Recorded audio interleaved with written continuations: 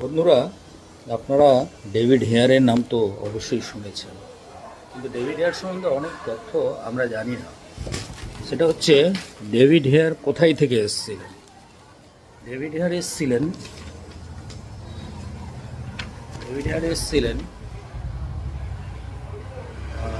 Scotland থেকে। উনি এসে কলকাতায়, মানে ওখানে স্কটল্যান্ডে খুব সাধারণ পরিবারেরই ছেলে ছিলেন। স্কট থেকে ইন্ডিয়াতে এসে উনি ভাগ্যান্বেষণেই এসেছিলেন। এখানে উনি ঘড়ি মেরামতি দোকান খোলেন। কোথায় না, বিবাদীবাগ এরিয়াতে। ওকে আগে আরপুলি বলতো জায়গাটায়। ঘড়ির দোকান খুলতে খুলতে নতুন ঘড়ি রাখা এবং প্রচণ্ডভাবে মানে বিক্রি বাটা এত বেড়ে যায়, ব্যবসা থেকে উনি প্রচুর অর্থ উপার্জন করেন। পরবর্তীকালে ওনার বন্ধু এডওয়ার্ড গ্রে এসে ওনাকে জয়েন করেন। তারপরে কলকাতায় বেশ জমি জমা কেনেন, হ্যাঁ, আর্থিকভাবে সমৃদ্ধশালী হয়ে ওঠেন। তখন সংবাদপত্রে একবার প্রকাশও হয়েছিল, ওল্ড হেয়ার টার্নড গ্রে।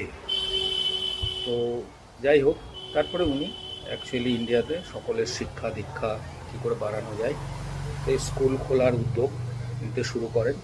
ছাত্রদেরকে এত ভালোবাসতেন, আজকের দিনে শিক্ষকের সঙ্গে যদি কম্পেয়ার করি, ছাত্রদের গায়ে যদি একটু কাদা লেগে যেত উনি গিয়ে পরিষ্কার করতেন নিজে।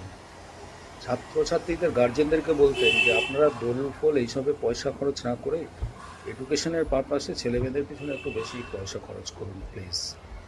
এভাবে উনি ইংরাজি মিডিয়াম স্কুল খুলেছিলেন এবং ঠনঠনিয়াতে এবং আরপুলি প্রাথমিক স্কুল খুলেছিলেন। শিক্ষার জন্য প্রচুর পরিশ্রম উনি করেছেন।